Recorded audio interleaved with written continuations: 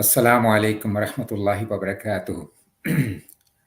Alhamdulillahi Rabbil Alameen wa salatu wa salam ala ashrafil anbiya wal mursaleen wa man tabi'ahum bi ihsanin ila yawmiddin amma ba'd. A'udhu billahi minash shaitanir rajim. Bismillahir rahmanir rahim. So, as we emphasized many times that Quran, Ramadan is month of Quran, and we reflected from that and we learned from that, and we want to again today reflect from the guidance from Quran that Allah subhanahu wa ta'ala has sent for our guidance. So reading the Quran, it strengthens our heart, and Allah subhanahu wa ta'ala narrates the stories of past nations in the Quran first to enlighten us about them.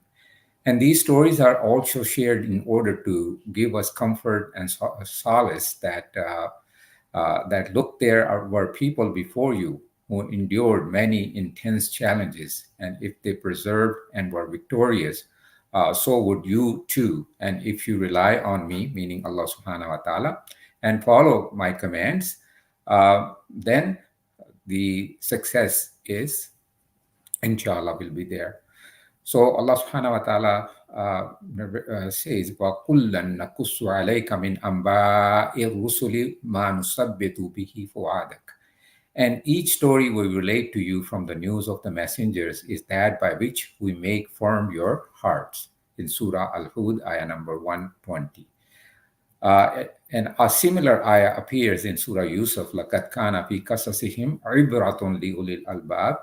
There was certainly in their stories a lesson for those of understanding. A person can learn a lesson through the hard way by not paying heed to the advice, or we can learn through an easy way to reading up on the lives of the other people and staying away from what could destroy them, and which brings us to Surah Yusuf. As we finished that surah last night in the Taraweeh, it's a beautiful surah, beautiful lessons in that, and the most beautiful stories in the Quran, the story of Yusuf alayhi salam, and this story is bound to leave us teary-eyed sometimes. Allah subhanahu wa ta'ala says, نَحْنُ نَقُصُّ عَلَيْكَ أَحْسَنَ الْقَصَصِ بِمَا أَوْحَيْنَا إِلَيْكَ هَذَا الْقُرْآنَ وَإِن كُنْتَ مِنْ قَبْلِهِ لَمِنَ الْغَافِلِينَ. We relate to you the best of stories in which we have revealed to you of this Quran through although you were before it among the unaware. So in Prophet Yusuf alayhi salam's story, we learn about the evils of jealousy, brothers harming their own brother out of jealousy. A jealous person cannot live in peace. He destroys his own peace and that of others. And he should remember that Allah subhanahu wa ta'ala has decided who gets what. So therefore, instead of being jealous of what someone has, we should rather make dua to Allah subhanahu wa ta'ala that bless us with the something better, or make us of the grateful ones.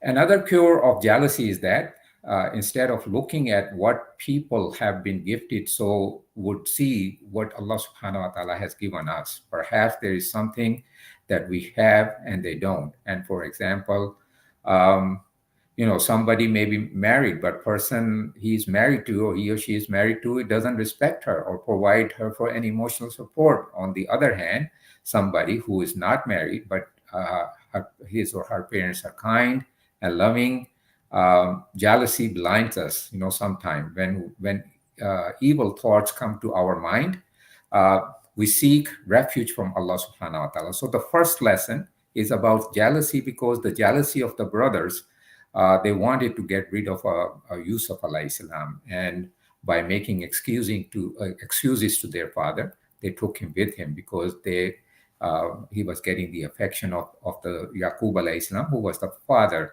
of Yusuf alayhi salam. So Prophet Yusuf alayhi salam saw a dream that 11 stars and the sun and the moon are prostrating him. And when he narrated his dream to his father warned him, قَالَ يَا بُنَيَّ لَا تَقْصُصْ رُؤْيَكَ عَلَىٰ إخواتك فكيدوا لك كيدا إن الشيطان للإنسان عدو مبين. O my son, do not relate your vision to your brothers, or they will continue, or they will contrive against you a plan. Indeed, shaitan to man is a manifested enemy. So here is an important advice for us. Do not share anything with others, especially your plans, because of shaitan uses your loved ones or a tool to harm you. And do not talk about it unless we have achieved something, our tasks completely. May Allah subhanahu wa ta'ala protect us from jealousy and causing harm to others. Ameen. So we should seek refuge to Allah subhanahu wa ta'ala. One of the names of Allah subhanahu wa ta'ala is Ash-Shakur.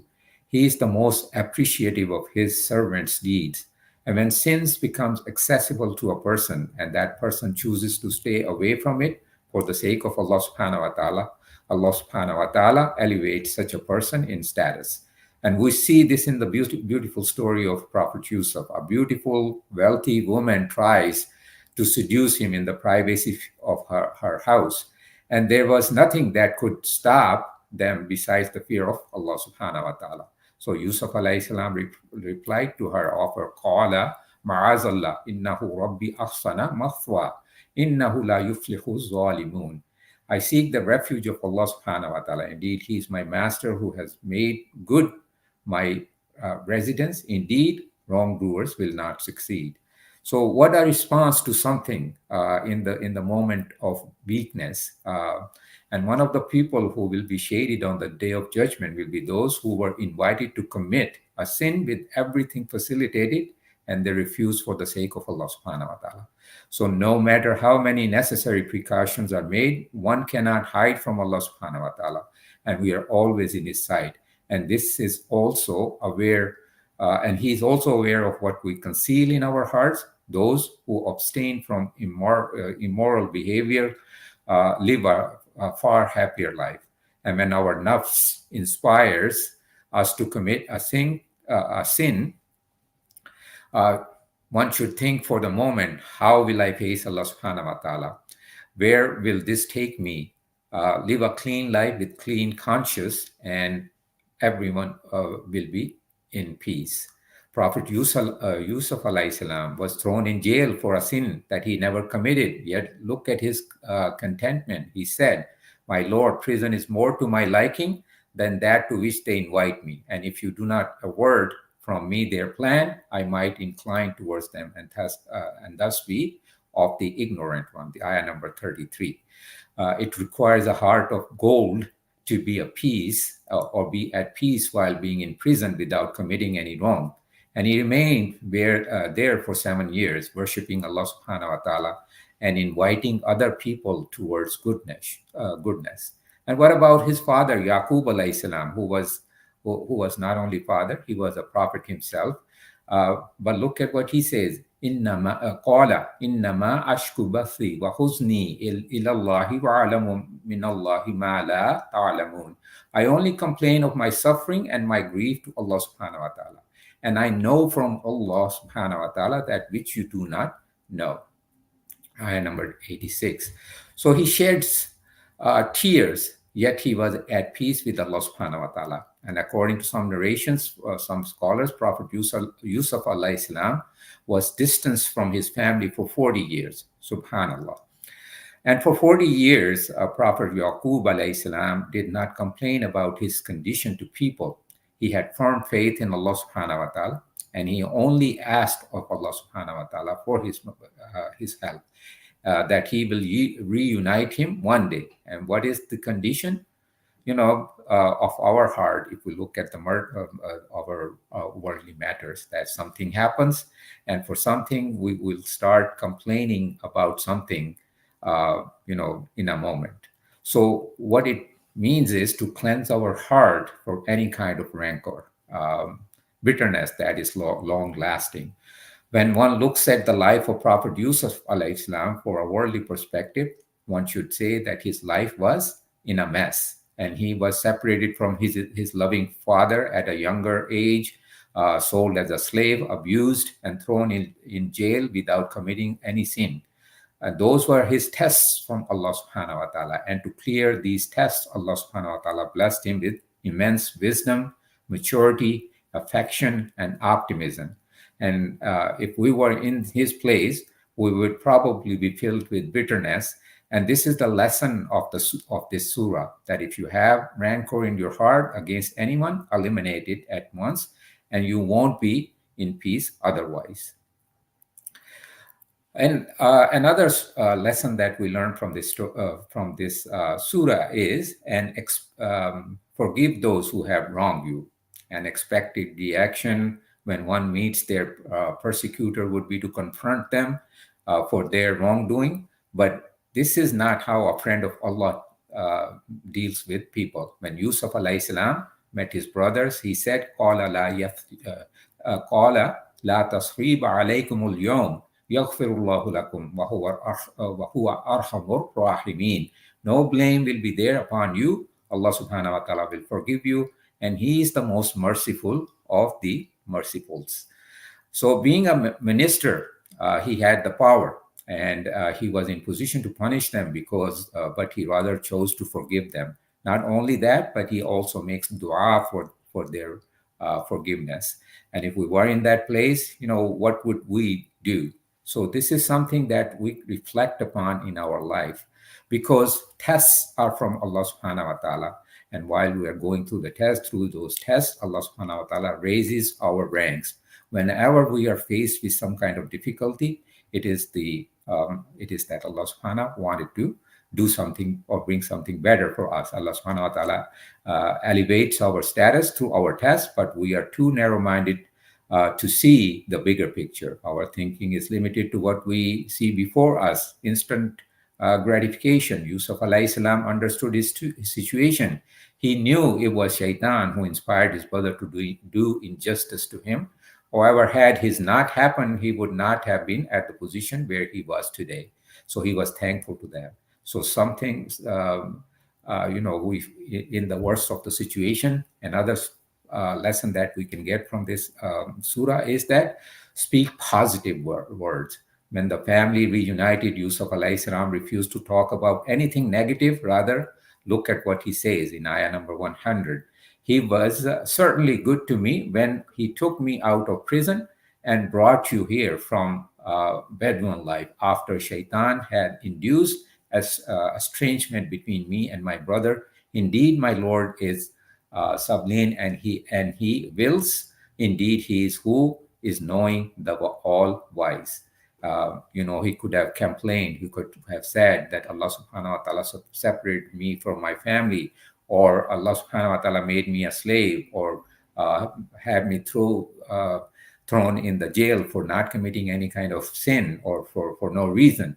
But he doesn't complain at all. Rather, he's thanking his Lord, his Rabb, for his kindness, that he took care of him even when he was in prison. So when the lesson we get from that is that we should give thanks to Allah subhanahu wa ta'ala. Look at how Yusuf alayhi salam was thankful to Allah subhanahu wa ta'ala.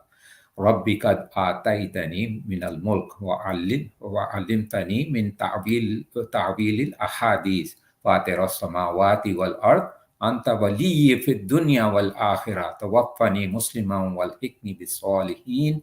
My Lord, you have given me something of sovereignty and taught me of the interpretation of dreams, creator of the heavens and the earth. Earth, you are my protector in this world and in the hereafter. Cause me to die a Muslim and join with me the righteous. Subhanallah, the Messenger of Allah, and he is making a dua that make me among the righteous, cause me to die as a Muslim. So it's a beautiful part of the dua that we should be making also. Fatira samawati wal ard anta waliyyi fid dunya wal akhirah tawaffani musliman wal hikni bis salihin. So he had beauty, he had knowledge, he had wisdom, he has power, authority. Yes, he was so humble, and he was prophet himself, son of a prophet, Yaqub alayhi salam, grandson of a prophet, Ishaq alayhi salam, and great grandson of a prophet, Ibrahim alayhi salam. And such a humility. So this is the beautiful lesson we have from this surah. May Allah subhanahu wa ta'ala allow us to understand the lessons of the surah and live by them, oh Allah subhanahu wa ta'ala, and allow us to see Yusuf alayhi salam in the hereafter in Jannatul Firdaus. Ameen. May Allah subhanahu wa ta'ala bless us with all the barakah of this blessed month and all the blessed nights that are coming up. Allahumma balighna Laylat al-Qadr. May Allah subhanahu wa ta'ala bless you all and all your families with His mercy.